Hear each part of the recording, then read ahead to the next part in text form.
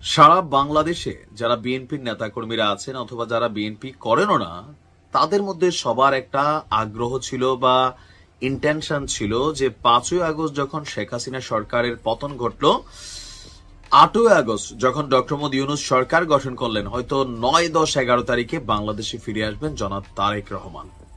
কিন্তু সবাইকে অবাক করে 10 মাস সময় হয়ে গেছে, তিনি বাংলাদেশে ফিরেননি। ইতিমধ্যে ওনার স্ত্রী যিনি আছেন ডক্টর জুবাইদা রহমান, তিনি বাংলাদেশে গেছেন, থেকেছেন, আবার সেখান থেকে ফিরে আসছেন। প্রশ্ন হচ্ছে জনাব তারেক রহমান কেন দেশে ফিরছেন না? তবে বিএনপি নেতাকর্মীদের জন্য সুসংবাদ, জনাব তারেক রহমান এবার দেশে ফেরার সিদ্ধান্ত নিয়েছেন। আর কবে ফিরবেন আসুন দিকে সেই আলোচনায়।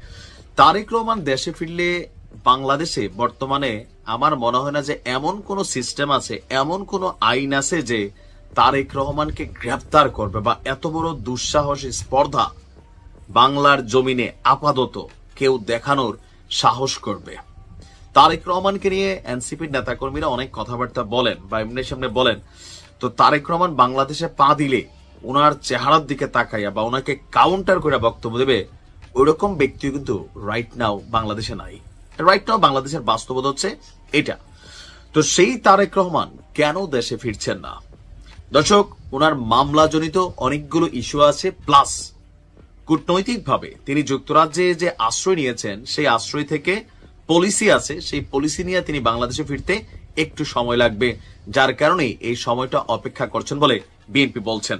আবার অনেকে বলছিলেন যে জনাব তারেক রহমান ভয় পাচ্ছেন যে তিনি বাংলাদেশে আসলে মানে বিএনপি কে মাইনাসের একটা পরিকল্পনা থাকতে পারে, সেই জায়গা থেকে এতদিন নানান চিন্তা। তো যেহেতু আগামী 13 তারিখ জনাব ইউনূসের সাথে তারেক রহমানের সাক্ষাৎ হতে যাচ্ছে, কেউ কেউ বলছেন যে ডক্টর মোহাম্মদ ইউনূসের উচিত হচ্ছে তারেক রহমানকে হাতে ধরে যে বাবা চলো বাংলাদেশে চলো, দেখি কি হয়।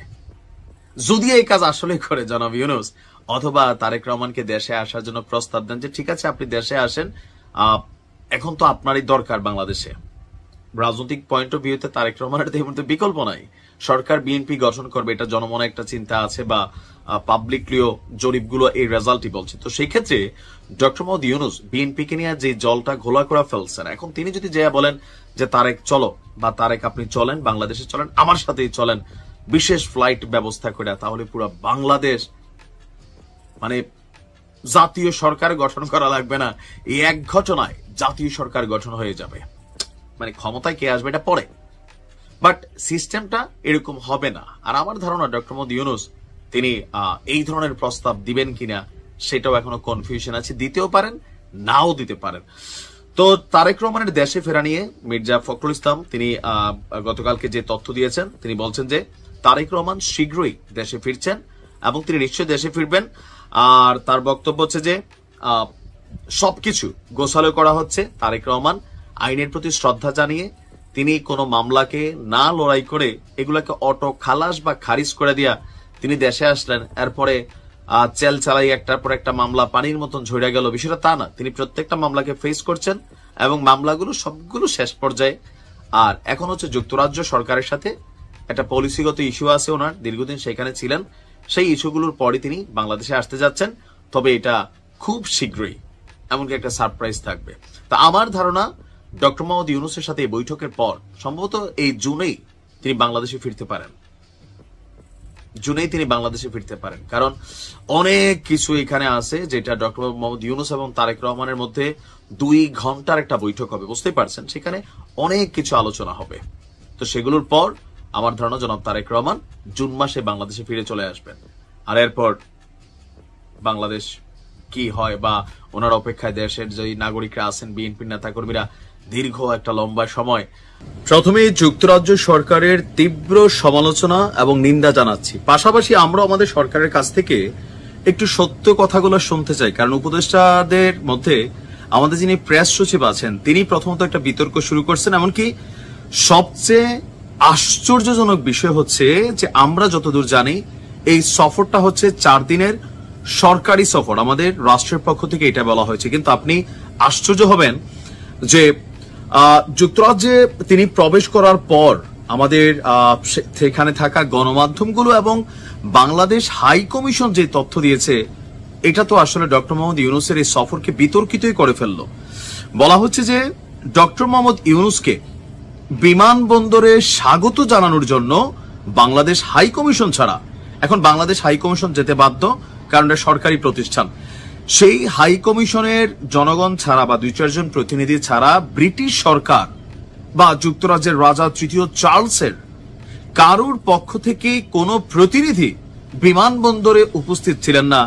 আমি আশ্চর্য হয়ে গেছি। সম্ভবত এইটা প্রথম সফর যখন বাংলাদেশের কোন রাষ্ট্রপ্রধান কোন দেশে গেলেন আর সেই দেশের কেউই, এবার হোক সে দেশের একজন মন্ত্রী প্রথম সারির, দ্বিতীয় সারির, অথবা কোনো এমপি, অথবা তাদের মন্ত্রণালয় থেকে কোনো সরকারি ব্যক্তিত্ব যারা বাংলাদেশের রাষ্ট্রপ্রধান ডক্টর মোহাম্মদ ইউনূসকে সেখানে রিসিভ করবেন। আমি আশ্চর্য হয়েছি। প্রথম হচ্ছে কোন রাষ্ট্রীয় অতিথি এলে তাকে অভ্যর্থনা জানাতে সেই রাষ্ট্রের প্রতিনিধি কেউ না কেউ উপস্থিত থাকেন, কিন্তু ডক্টর মোহাম্মদ ইউনূসের জন্য কেউ ছিলেন না।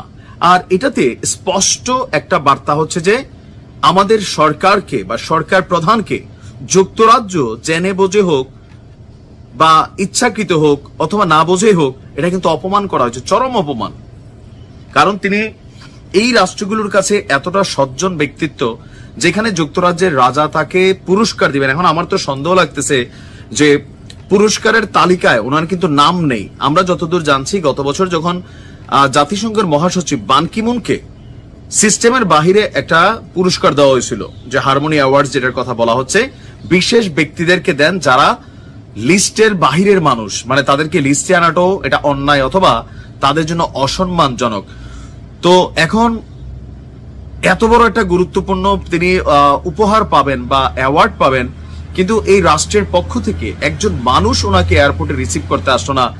এরপরে আপনি দেখেন যুক্তরাজ্যের প্রধানমন্ত্রী সে যুক্তরাজ্যে আছে। আগামী শনিবার মানে ডক্টর ইউনূস বাংলাদেশে আসার পর তিনি কানাডা সফরে বের হবেন, কিন্তু ডক্টর মোহাম্মদ ইউনূসের সাথে তার বৈঠক হতে যাচ্ছে না। আরো আশ্চর্যের বিষয় হচ্ছে যে আমাদের প্রেস সচিব শফিক ভাই তিনি একটা ভেজাল লাগাই ফেলছেন। মানুষের কাছে কিন্তু এখন এটা নিয়ে নানান বিতর্ক অলরেডি আপনার দেখা দিয়েছে।